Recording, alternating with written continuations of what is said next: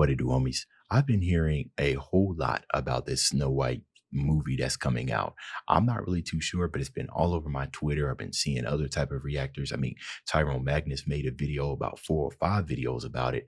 I don't see what's going on with all the trouble, but then again, I'm not really all that in the know. So here we are. We're going to tune in the Critical Drinker. I'm pretty sure he's going to get me caught up. Let's go ahead, shut up, and turn it up.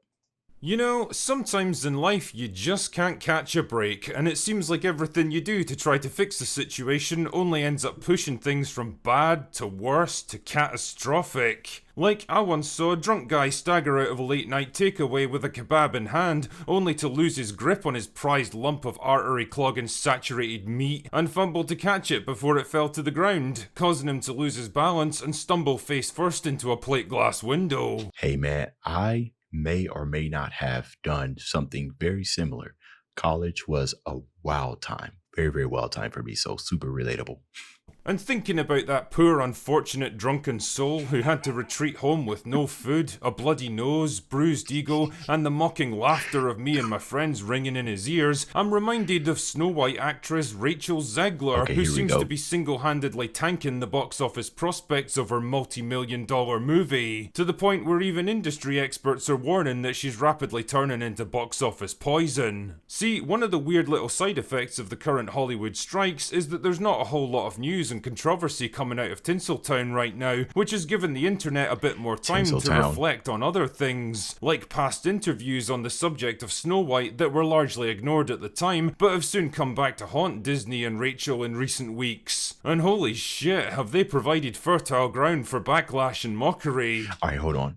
First off, my question is, why did it go ignored? Because I remember watching something like this.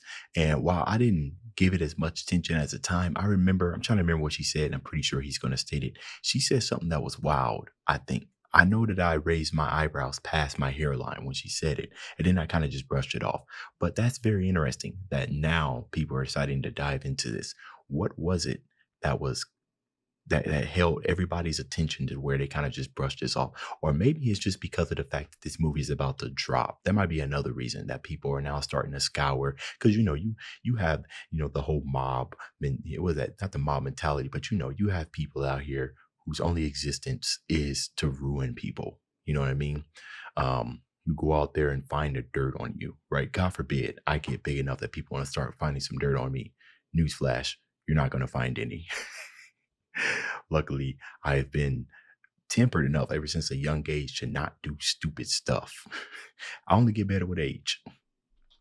And holy shit, have they provided fertile ground for backlash and mockery. I was scared of the original cartoon. I think I watched it once and then I never picked it up again. I just mean that it's no longer 1937, and we absolutely wrote a Snow White that is not going to be yeah. saved by the prince. She's not going to be saved by the prince, and she's not going to be dreaming about true love. She's dreaming about becoming the leader she knows she can be. Okay, maybe this is what it was. Maybe my eyebrows didn't go past, but I was sitting here thinking, when people think about Snow White, right? I feel like the only people who probably have that mindset are probably Gen Z, probably, but millennials, right? And then what do you call the generation before ours? Gen X, right? We know this story, right? And I don't know if there's any of Gen X. I think that's the name of the generation, the baby boomers. I believe that they didn't have a problem with the way of Snow White. And I feel like with millennials, it's probably half and half. Maybe, I'm not too sure. It's probably 100% kind of like a Gen Z thing. And maybe it's millennials and the generations before that are upset, because these are the movies that we kind of grew up with. They have a warm place in our heart, right? Some things just don't change, even if the culture changes. Maybe it's too much of an aggressive change, right? It's almost like if you're going to remake a classic movie, why not just remake it instead of drastically changing some things? And I don't mean the color of the actress or something like that. I could care less about that, right? As long as like the story for the most part isn't changed, right? Which it sounds like the story has been changed, but then it's not even a remake, right? It's a whole new, completely different movie. So why not just call it that, right? But I'm possibly too ignorant. I don't know.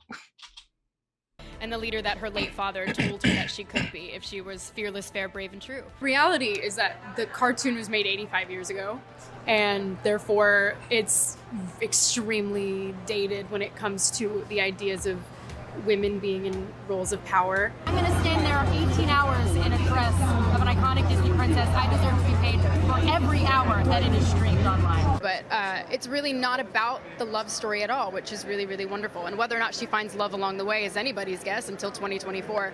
All of Andrew's scenes could get cut. Who knows? Shite. Shite. Shite. Shite. Oh, yes.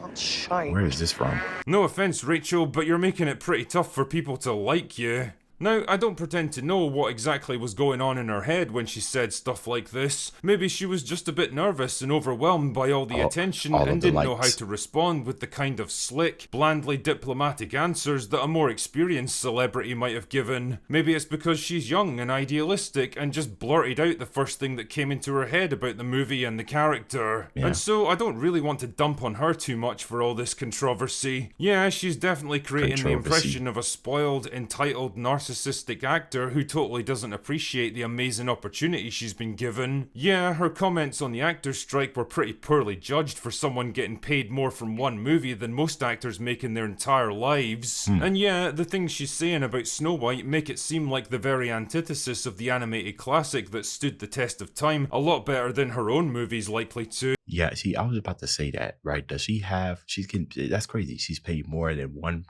wow.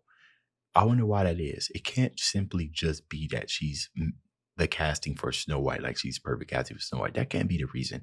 The only thing I could think of is her acting experience, but I've never heard of her, and I know the world doesn't revolve around me, where if I haven't heard of her, therefore she doesn't exist. I'm just not aware of it. You guys let me know in the comments, why is she paid, according to critical drinkers, paid so highly? Of the animated classic that stood the test of time, a lot better than her own movies likely to. But really, when you get right down to it, she's just another dumb actor saying what she thinks people want to hear. The bigger problem is the studio culture that someone like Zegler represents, because you can bet your left arse cheek that most of these talking points were handed to her directly by the PR people at Disney. Yeah, she might not have phrased them in the most elegant way, but the sentiment they represent is dead on brand for a company that's become the studio equivalent of a snake eating its own tail, desperately cannibalizing their back catalogue of classic movies in an increasingly futile attempt to stay relevant. That's interesting, right? Another saying for a snake eating his own tail is kind of like the symbol of birth and revival, right? So it insinuates that they are destroying themselves and then recreating themselves and destroying themselves and recreating themselves again with these movies. Now, it could be possible that Disney, right? Disney holds a warm place in a lot of our hearts, right? Nostalgia big time, you know what I mean? And Disney could be getting that revival by making these announcements of movies that we love, and then we latch on to hope one more time, hoping that, you know, we get to see something that we love reimagined, you know, with up-to-date graphics and what have you and everything, only to be let down. So revival, death. See, when it comes to their other live-action remakes of animated movies, they were generally smart enough to stay pretty quiet about the little changes they were sneaking in for modern audiences. Yeah, sometimes actors and writers would slip up and say a bit more than they were supposed to, and things got a bit more overt with Peter Pan and the Little Mermaid. That was fun.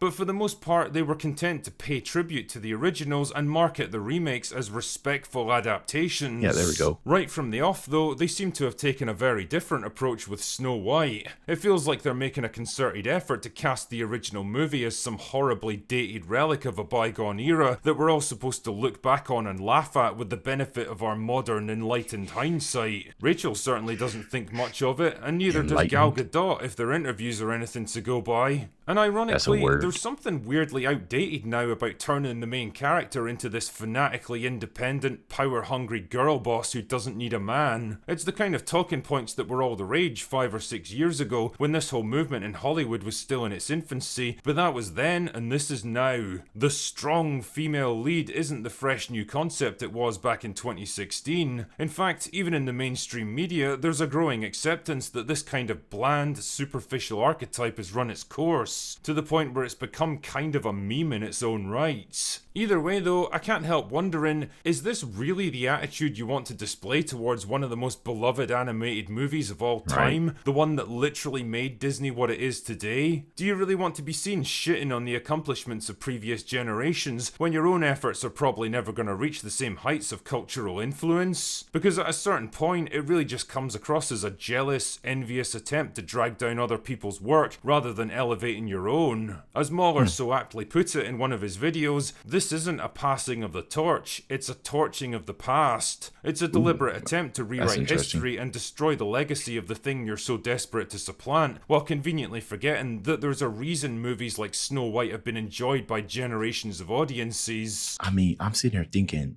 with Disney being as gigantic of a company they are with the history, right? They're the ones who made this movie.